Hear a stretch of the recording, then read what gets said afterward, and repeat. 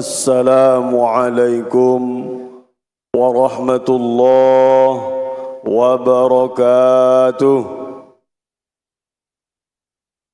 Bismillahirrahmanirrahim. Alhamdulillahilladzi khalaqal insana fi ahsani taqwim.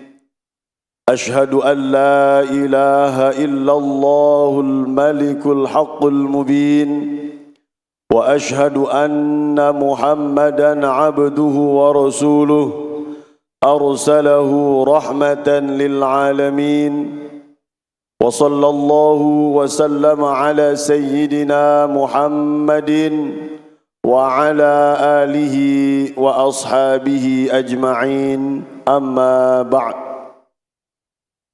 المكرمون para kiai, para asatid, wabil khusus Imam Besar Masjid Istiqlal Profesor Dr. Nazaruddin Umar dan seluruh Dewan Kemakmuran Masjid Istiqlal yang dimuliakan Allah, hadirin jamaah salat asar, bapak-bapak, ibu-ibu yang semoga kita semuanya terus diberi kesehatan untuk ibadah kepada Allah Subhanahu wa taala, diberi keistiqomahan untuk selalu menjadi hamba-hamba Allah yang baik dan menjauh dari hal-hal yang buruk, dan semoga kita semuanya menjadi hamba-hamba Allah yang husnul khotimah. Amin. Amin ya rabbal alamin. Hadirin yang dimuliakan Allah, pada kesempatan kali ini bertemu kembali dengan saya Warsowinata dari Cirebon, yang insyaallah pada kesempatan kali ini kita akan melanjutkan kajian kitab tafsir Imam Asy-Sya'rawi yang sebelumnya sudah kita bahas tentang surah Al-Falaq. Sekarang akan masuk kepada surah An-Nas. A'udzu billahi minasy syaithanir rajim. Bismillahirrahmanirrahim. Qul a'udzu birabbin nas, malikin nas, ilahin nas, ila akhir surah. Hadirin yang dimuliakan Allah,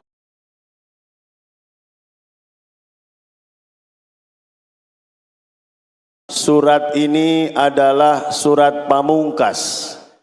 Surat An-Nas adalah surat penutup, dan ternyata Allah memberikan nama di akhir Al-Quran ini dengan nama An-Nas, yaitu manusia. Padahal Allah banyak menciptakan makhluk-makhluk yang lain.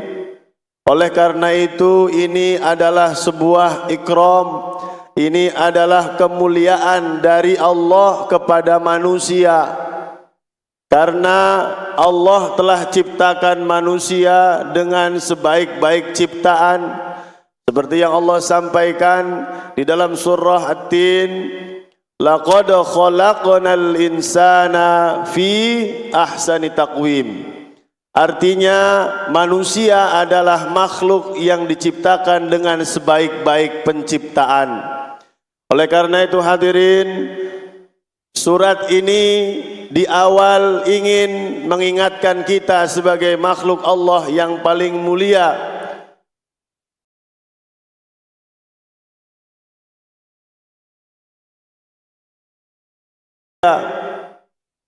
Allah ciptakan kita sebagai penciptaan terbaik, maka ingin mengingatkan kita surat ini agar kita selalu melakukan yang terbaik, selalu mengucapkan yang baik-baik, karena kita adalah makhluk yang terbaik. Jauhkan diri dari hal-hal yang buruk, karena kita adalah makhluk yang terbaik menurut Allah Subhanahu wa taala. Bahkan di dalam surat ini ingin menekankan kembali betapa mulianya kita sebagai manusia dengan kalimat qul a'udzu birabbin nas. Di ayat yang kedua malikin nas, di ayat yang ketiga ilahin nas. Ada 3 an-nas yang Allah cantumkan dalam surat ini, yang mana yang pertama Rabbun Nas, yang kedua malikin nas, yang ketiga ilahin nas. Pertama, Allah ingin menekankan bahwasannya Allah adalah Tuhan seluruh makhluk, tapi Allah hanya mencantumkan satu makhluk, yaitu An-Nas. Berarti Allah ingin agar kita ini betul-betul tahu diri bahwasannya kita ini adalah makhluk terbaik menurut Allah secara ciptaannya. Oleh karena itu hadirin yang dimuliakan Allah, marilah kita sebagai makhluk yang diciptakan oleh Allah sebagai penciptaan yang terbaik, teruslah melakukan hal-hal yang baik, jauhkan diri dari hal-hal yang buruk, karena itu bukan tabiat asli kita. Kita ini adalah ciptaan yang terbaik. Bahkan Allah menyampaikan di dalam surat ini dengan 3 kata An-Nas. Itu berarti betul-betul ingin menekankan kepada kita bahwasannya kita dibandingkan dengan makhluk yang lain, bahkan dengan malaikat, bahkan dengan makhluk yang lain, kita adalah yang terbaik. Hadirin yang dimuliakan Allah, selanjutnya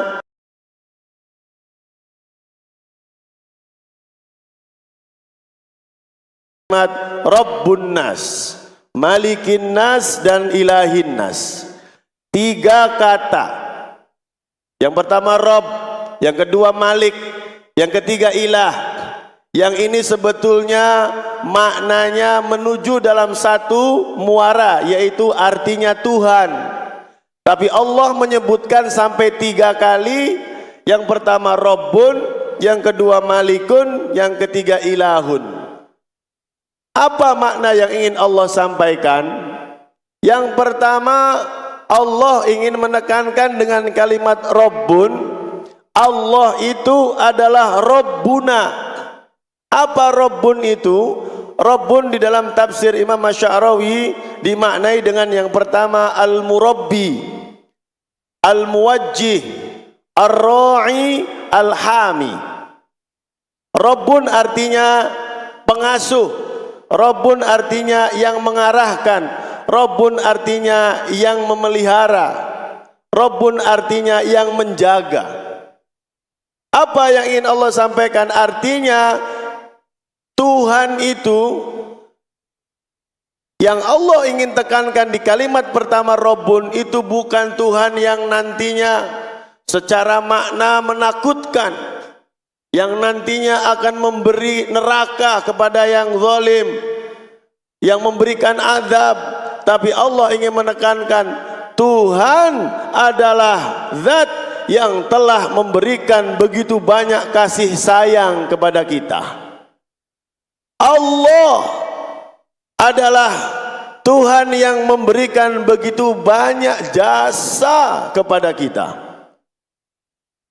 Karena apa? Karena sejak kita masih dijanin dalam rahim ibu kita, kemudian kita dilahirkan melalui ibu kita, mulai kita diberi insting atau ghorizah, sehingga kita bisa merasakan yang namanya lapar, merasakan sakit. Kemudian kita diberi kemampuan untuk indera, bisa melihat, bisa mendengar. Kemudian kita bisa berpikir dengan akal. Itu semuanya tidak dididik oleh orang tua kita, tapi itu diberikan oleh Allah Subhanahu wa ta'ala. Oleh karena itu hadirin, Allah sejak lahir kita, bahkan sejak dalam rahim ibu kita, terus menjaga diri kita. Makanya surat ini cocok sekali dengan munasabah di surat yang pertama, yaitu surah Al-Fatihah. Allah mengawali surah Al-Fatihah dengan kalimat Bismillahirrahmanirrahim. Allah adalah Maha Rahman dan Maha Rahim. Lebih dimunculkan bahwasanya Tuhan itu adalah penyayang, dan ditutup dengan An-Nas bahwasanya Allah adalah yang menjaga kita. Kalau bukan karena Allah, mungkin kita tidak bisa senyaman ini, sebaik ini. Oleh karena itu Allah ingin menekankan di awal Tuhanmu adalah zat yang telah menjagamu selama ini, yang telah menyayangimu selama ini, yang telah mengarahkanmu selama ini. Makanya di dalam darajatu an-niyah ada 3 derajat niat yang lillahi ta'ala. Kita sholat, pada saat ini mungkin kita sholat asar, kita berniat lillahi ta'ala. Usolli fardal asri mustaqbilal qiblati lillahi ta'ala. Lillah ini artinya apa? Sholat karena Allah, tapi maksudnya apa? Ada 3 peringkat di dalam niat, dan kita mungkin ada di salah satunya. Yang pertama, ketika kita sholat, karena apa niatnya? Karena takut masuk neraka.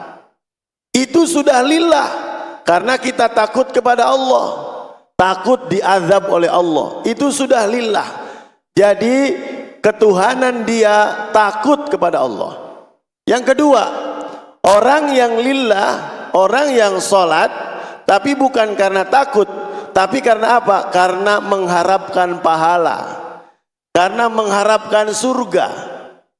Akhirnya setiap sholat dia jadikan sholatnya sebagai tempat untuk mencari pahala. Takbirnya dengan khusyuk, fatihahnya dengan baik, bacaannya luar biasa indah, sujudnya khusyuk, rukuknya khusyuk. Karena apa? Karena dia sedang mencari pahala di dalam sholat, karena dia ingin surga dengan sholat.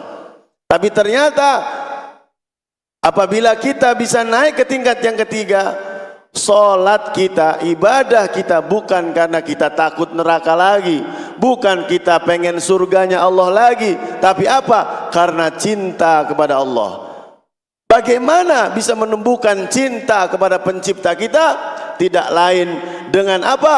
Seperti halnya kita cinta kepada orang tua. Bagaimana kita bisa cinta kepada orang tua? Tidak lain karena kita tahu orang tua kita banyak memberi jasa kepada kita, banyak membantu kita, banyak menolong kita. Akhirnya kita cinta kepada orang tua. Apalagi Allah memberikan segalanya buat kita. Kita bernafas tanpa harus bayar, oksigen semuanya bebas, kulit kita tumbuh dengan indahnya, kita bisa memandang dengan mudahnya. Itu Allah. Akhirnya orang-orang yang apabila sudah tertanam dalam hatinya kedekatan dengan Allah, cinta kepada Allah, solatnya itu bukan karena takut neraka lagi, bukan karena pengen surga lagi, tapi karena apa? Karena bersyukur terhadap nikmat yang Allah berikan kepada kita.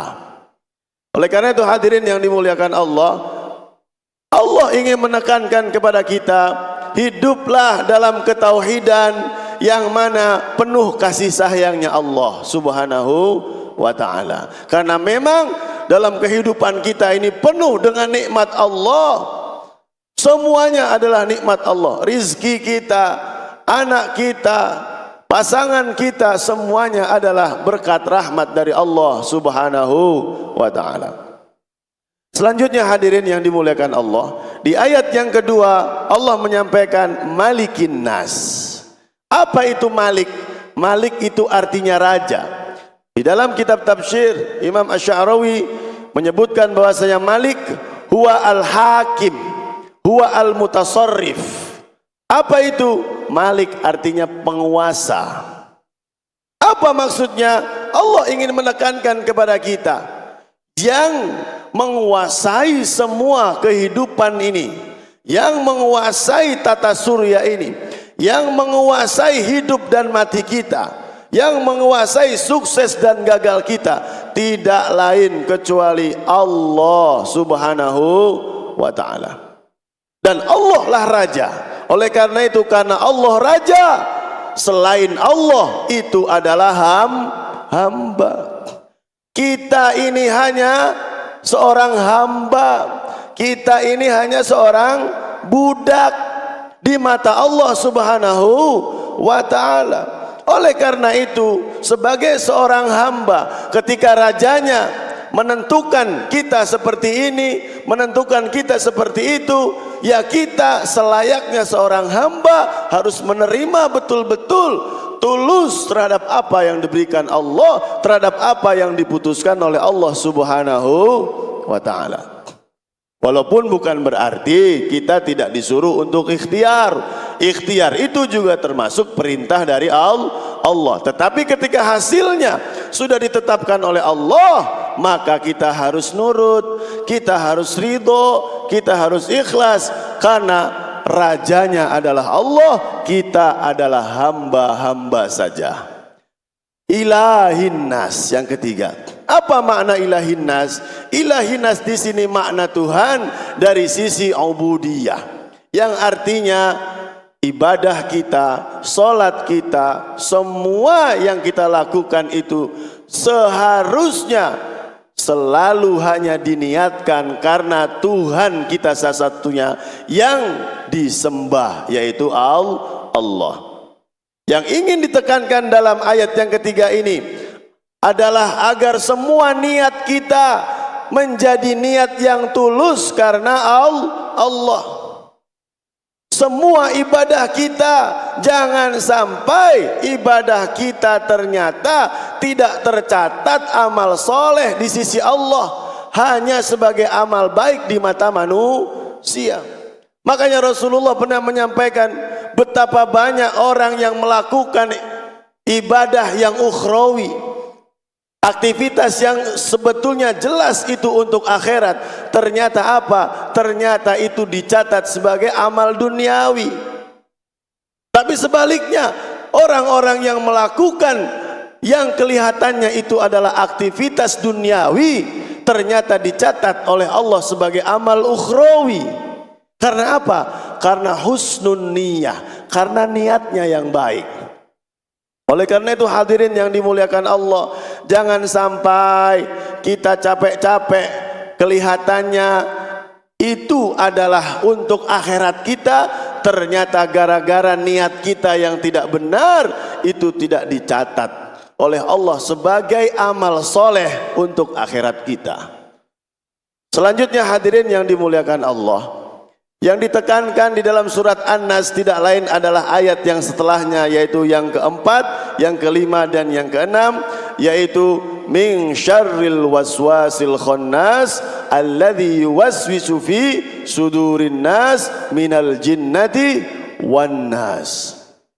Hadirin yang dimuliakan Allah, di surat sebelumnya kita sudah membahas ada 4 syarr, ada 4 keburukan. Qul a'udzu birabbil falaq min syarri ma khalaq wa min syarri ghasiqin idza waqab wa min syarri naffatsati fil 'uqad wa min syarri hasidin idza hasad. Sudah kami jelaskan di bulan yang lalu betapa 4 ini sangat berbahaya untuk manusia.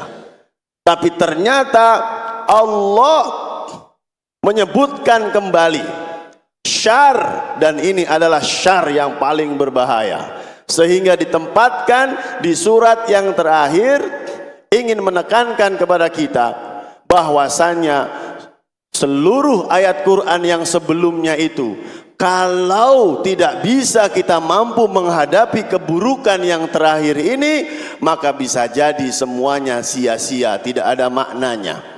Apa keburukan yang berbahaya sekali? Tidak lain adalah syarril waswasil khannas, bisikan-bisikan yang tersembunyi. Di mana tempatnya? Alladzi yuwaswisu fi sudurin nas, yang selalu berada di dalam hati kita, minal jinnati wan nas. Siapa yang melakukan itu? Yang melakukan bisikan-bisikan itu adalah dari jin dan juga dari manusia. Hadirin yang dimuliakan Allah, Allah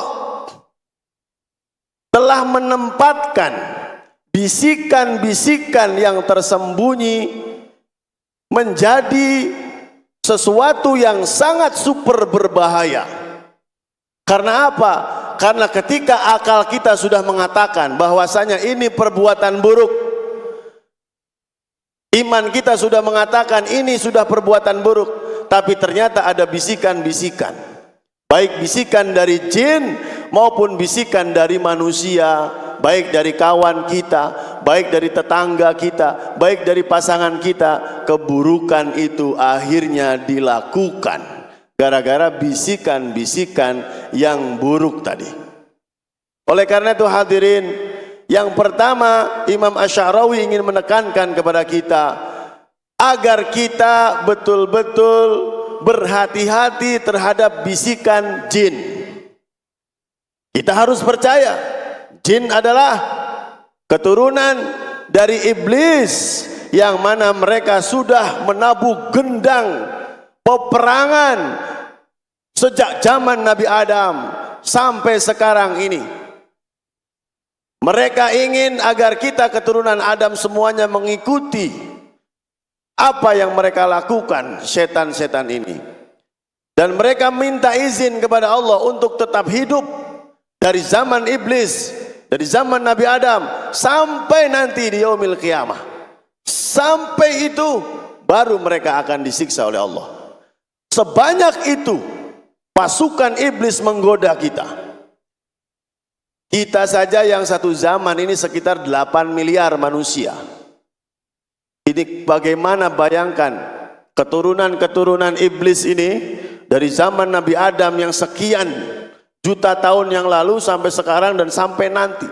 Semuanya hidup dan mereka tidak nganggur. Mereka punya pekerjaan. Dan apa pekerjaan mereka? Tidak lain ingin membawa kita kepada neraka. Karena apa? Karena hasadnya kepada manusia, karena dengkinya kepada kita, dan karena bencinya kepada kita. Oleh karena itu Allah memang mengizinkan iblis hidup, tapi Allah pun tidak membiarkan Nabi Adam dan keturunan-keturunannya tidak dibekali apa-apa. Apa yang Allah berikan kepada kita? Allah memberikan yang pertama adalah iman. Allah memberikan kita juga zikir. Allah juga memberikan kita al-isti'adzah atau meminta pertolongan kepada Allah. Jadi Allah tahu iblis akan menggoda kita, tapi kata Allah, "Qul a'udzu birabbin nas min syarril waswasil khannas." Semuanya tidak akan mempan kepadamu apabila kamu menjadikan imanmu sebagai junnah, kata Imam Asy'arawi di sini. Apabila faqad ja'ala lahu minal iman junnah, kalau kamu jadikan iman itu sebagai pelindung, wa dzikri uddah, dan menjadikan zikir itu sebagai alat untuk menjaga, waqad isti'adzah silahan, kemudian kamu menjadikan isti'adzah berlindung kepada Allah sebagai senjata, maka kamu tidak akan berbahaya dari mereka. Makanya Rasulullah kemudian menekankan kepada kita, qala Rasulullah sallallahu alaihi wasallam, asy-syaitanu jathimun ala qalbi ibni Adam, fa idza dzakarallah khanasa wa idza ghafala waswasa. Kanjeng Nabi bersabda, setan itu jasim. Jasim itu berkumpul. Di mana? Fi qalbi ibni Adam. Berkumpul ternyata. Iblis-iblis ini berkumpul di area hati kita, kata Rasulullah. Fa idza dzakarallah, kalau manusia itu ingat Allah, berzikir kepada Allah, khonasa, maka setan-setan ini akan ngumpet, takut. Wa idza ghafala, dan apabila kamu lalai, kamu tidak zikir, kamu lupa kepada Allah, kamu mengikuti nafsumu, waswasa, maka dia akan mengganggumu. Oleh karena itu hadirin, surat An-Nas ini ingin menekankan betul-betul kepada kita bahwasannya memang keturunan iblis tidak tinggal diam untuk membawa kita kepada jalan-jalan mereka, sehingga kita nanti berakhir su'ul khotimah, sehingga kita nanti masuk neraka seperti yang mereka inginkan. Oleh karena itu berhati-hatilah. Itu baru dari waswasil khannas minal jin. Tapi ternyata Allah sudah memberikan pengetahuan kepada kita, bukan setan itu hanya dari bentuk jin, tapi manusia juga. Ternyata ketika di awal sudah dimuliakan Allah dengan kalimat Rabbun Nas, Malikin Nas, ternyata di akhir minal jinnati wan nas. Jadi ternyata manusia juga yang akan menjatuhkan kita sebagai manusia yang baik. Oleh karena itu hadirin, ketika ada teman yang buruk, ketika ada teman yang mengajak kita untuk melakukan keburukan, untuk lalai kepada kewajiban, itu hakikatnya setan. Apabila ada pengadu domba, orang-orang yang membuat kita saling membenci, orang-orang yang membuat kita saling memusuhi, itu adalah hakikatnya setan. Apabila pasangan kita, anak kita malahan bukan mendorong kita untuk menjadi orang-orang baik, malahan mendorong kita melakukan keburukan-keburukan, sehingga terjadilah misalnya korupsi dan sebagainya, itu berarti hakikatnya adalah setan yang betul-betul membisikkan sesuatu yang buruk ke dalam diri kita. Oleh karena itu hadirin, marilah kita sama-sama melalui kajian surat An-Nas ini betul-betul mengingatkan diri kita semuanya bahwasannya Allah Subhanahu wa Ta'ala mengingatkan kita, cobaan itu banyak untuk menuju ke surganya Allah. Surganya Allah itu tidak semudah itu. Surganya Allah perlu dengan kerja keras. Surganya Allah tidak bisa dengan kita santai-santai. Kita harus ikhtiar seperti hanya kita ikhtiar untuk mendapatkan ma'isyah, mendapatkan rizki. Surganya Allah pun harus kita usahakan dengan sebaik-baiknya. Sejauh mana kita mengusahakan kebahagiaan kita di akhirat yang masanya sangat lama itu nanti, dibandingkan dengan ikhtiar kita menggapai kebahagiaan di dunia yang sebentar dan fana ini. Ini ingin mengingatkan kepada kita bahwasannya kita kadang-kadang masih banyak yang tergoda oleh nafsu kita, yang tergoda oleh kesombongan kita, yang tergoda oleh segala hal yang membuat kita terlena dari dunia ini. Sebagai penutup, saya ingin bacakan ayat Al-Quran yang mengingatkan kita tentang bagaimana syaitan ini betul-betul sedang merongrong kita. Kita mungkin tidak merasakan secara zahir, tapi kita pasti tahu bagaimana orang-orang terpengaruh oleh bisikan-bisikan tersebut. Apa kata Allah di dalam surah Al-Isra? Di dalam surah Al-Isra disebutkan, qala dhhab faman tabi'aka minhum fa inna jahannama jazaa'ukum jazaa'an mawfura. Barang siapa yang mengikuti kamu hai syaitan, maka mereka tidak lain balasannya adalah jahannam, kata Allah. Kemudian wa ma ya'iduhumus syaitanu illa ghurura inna ibadi laisa laka alaihim sultan wa kafa bi rabbika wakila. Sesungguhnya apabila dia hambaku, kata Allah, inna ibadi, kalau dia betul-betul menjadi hambaku, laisa laka alaihim sultan, kamu tidak akan mampu menggoda dia. Kamu tidak akan mampu membawa dia kemanapun terhadap yang kamu inginkan. Wa kafa bi rabbika wakila, dan karena mereka menjadikan aku sebagai wakilnya, sebagai zat yang selalu mereka sembah dan selalu mereka ingat. Jadi hadirin, syar yang terakhir ini memang mengerikan. Syar atau keburukan yang akan dibawa oleh setan maupun manusia dengan bisikan-bisikannya ini memang betul-betul berat, membuat kita terlena, membuat kita kadang-kadang lupa bahwasanya dunia ini sementara. Tapi kata Allah, apabila dia adalah hambaku, maka tidak akan mampu syaitan baik manusia maupun dari jin mengganggu, membawa dia, membisikkan keburukan-keburukan kepadanya. Oleh karena itu marilah kita bersama-sama untuk berusaha menjadi hamba Allah.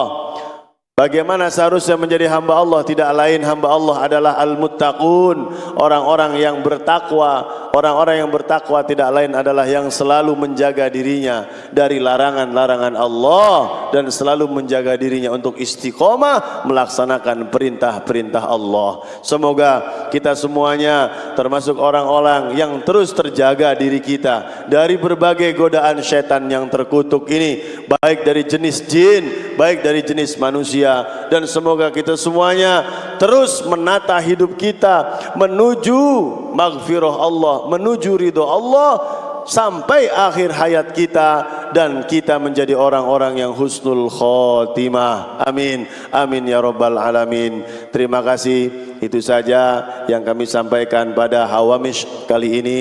Semoga yang kami sampaikan bermanfaat dan bisa menambah kedekatan kita kepada Allah dan terus menjaga diri kita, keluarga kita, dan berbagai saudara kita untuk mengingatkan mereka bahwasannya banyak sekali gangguan-gangguan dan godaan yang betul-betul merongrong kita. Oleh karena itu berhati-hatilah, berhati-hatilah. Semoga kita semuanya menjadi hamba-hamba Allah yang husnul khotimah. Amin, amin ya rabbal alamin. Terima kasih. Wallahul muwafiq ila aqwamit thoriq. Wassalamu alaikum warahmatullahi wabarakatuh.